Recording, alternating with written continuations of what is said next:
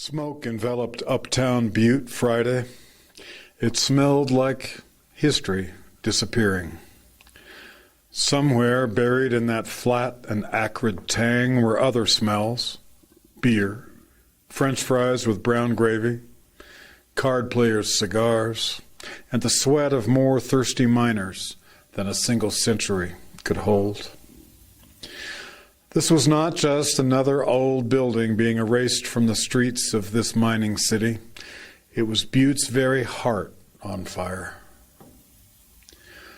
We loved you, M&M Cigar store, with your tin ceiling and your great grub and your no-nonsense vibe. From the St. Patty's Day crush to a life-saving bartender pouring out the first patron's 6 a.m. eye-opener. You allowed all of us to feel like a part of the passing show, one more butt on a stool in a 140-year parade of them, from down and almost out to senators and governors, treated the same.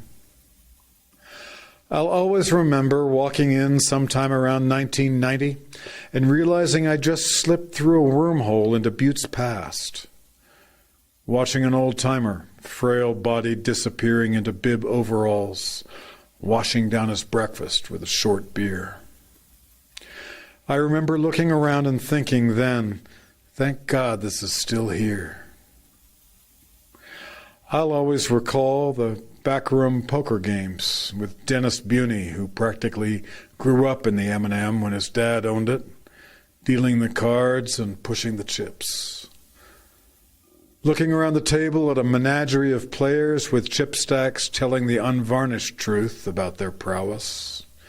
Players like J.P. Gallagher sitting, stolid, pale blue eyes, giving away exactly nothing. I will always remember Selina Pankovic, the hardest working saloon owner you'd ever find this side of a Western pulp novel, flashing that lovely smile as another good friend walked through the door. She was the last in a great string of M&M owners, but the truth is that we all felt ownership. The place belonged to us, and we belonged to it.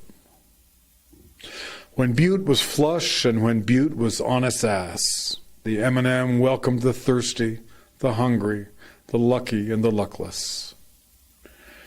It was depressing in recent years when the old bar was closed to walk by its darkened windows and padlocked doors. Butte should forever be grateful to Ray Euland and to Pankovic for giving the joint its classy final act.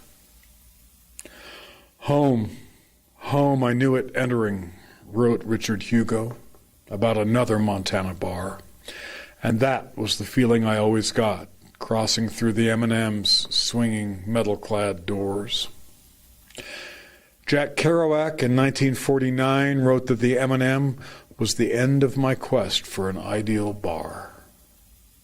So many of us in the ensuing 70 years felt the same. Butte, let this be a brutal lesson. Let's preserve the history we have left, not just find reasons to tear it down. David McCumber, May 8th, 2021.